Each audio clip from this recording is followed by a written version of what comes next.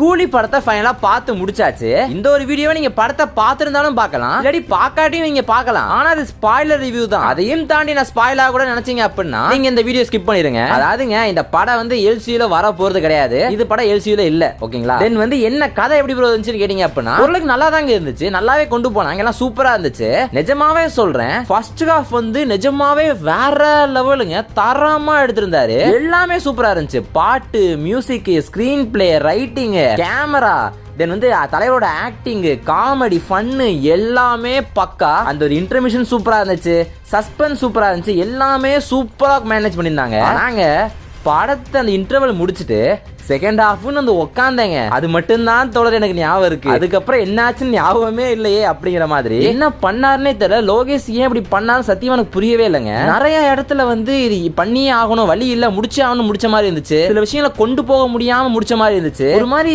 ஒரு அன்பேலன்ஸா இருந்துச்சு, ஒரு அன்சாட்டிஸ்ஃபைடா தான் நீங்க வெளியே வருவீங்க. நீங்க வந்து கூலியை வந்து நீங்க எல்சியில் வர எதிர்பார்த்து போயிருப்பீங்க. இல்லாதனால நீங்க வந்து அன்சாட்டிஸ்ஃபைடா ஃபீல் பண்ணிருப்பீங்க நினைச்சீங்க அப்படின்னா ஒண்ணுங்க. அதாவதுங்க தலைவர் படம் எதிர்பார்த்து போறோம், ஒரு பயங்கரமான படம் பாக்குறோம் அப்படின்னா ஒண்ணு அந்த படத்தோட கிளைமேக்ஸ் சூப்பரா இருக்கணும், இல்ல கிளைமேக்ஸ் நான் கொஞ்சம் கம்மியா தான் வச்சிருக்கேன், ஆனா எல்சியூல ஜாயின் பண்ணி விட்டுறேன் அப்படின்னா அந்த ஒரு எல்சியூல ஜாயின் பண்றப்ப ஒரு நல்ல ஒரு கூஸ் பம்ப்ஸா வெளியே வருவோம். ஆனா இங்க என்ன பிரச்சனை ஆயிடுச்சு அப்படின்னா கிளைமேக்ஸும் ஓரளவுக்கு நார்மலா முடிஞ்சிருச்சு. அதே மாதிரி படம் எல்சியூலும் இல்லையா, அந்த ஃபர்ஸ்ட் ஹாஃப்ல நாங்க சேர்த்து வச்சிருந்த மொத்த பவரையுமே வந்து செகண்ட் ஹாஃப்ல வந்து மொத்தமா லாஸ் பண்ணிட்டாங்க. செகண்ட் ஹாஃப்ல நிறைய சீன்ல வந்து ஆடியன்ஸ் கத்தவே இல்ல, சில சீன்ஸ் கத்ததுக்காக தான் வச்சிருக்காங்க, பட் கத்த முடியலங்க.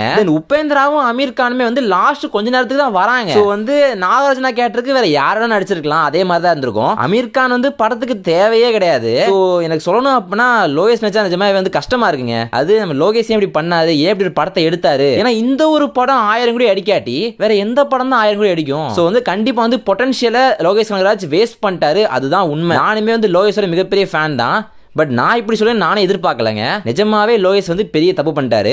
ஒன்னு இதை எல்சியூல சேர்த்திருக்கணும், இல்லாட்டி கிளைமேக்ஸ் வந்து ஒரு பயங்கரமா முடிச்சிருந்திருக்கணும். ஒரு சாட்டிஸ்ஃபைடா எல்லாமே வெளியே வந்த மாதிரி தான் இருந்துச்சு. நான் மட்டும் இல்ல, நிறைய ஃபேன்ஸ் நீங்க தாராளமா பார்க்கலாம். நீங்க தியேட்டருக்கு போயிட்டு வந்தாலே கண்டிப்பா உங்களுக்கு நீங்களே ஃபீல் பண்ணுவீங்க. என்ன மாதிரி நீங்க எத்தனை ஃபீல் பண்ணீங்க அப்படிதான் மறக்காம கீழே கமெண்ட் பண்ணுங்க. இந்த ஒரு படத்தை வச்சு எல்லா இண்டஸ்ட்ரி இப்படி சண்டை போலாம்னு நினைச்சிட்டு இருந்தோம், ஆனா கடைசியில இப்படி ஆப்பு வச்சிட்டீங்களாடா டே.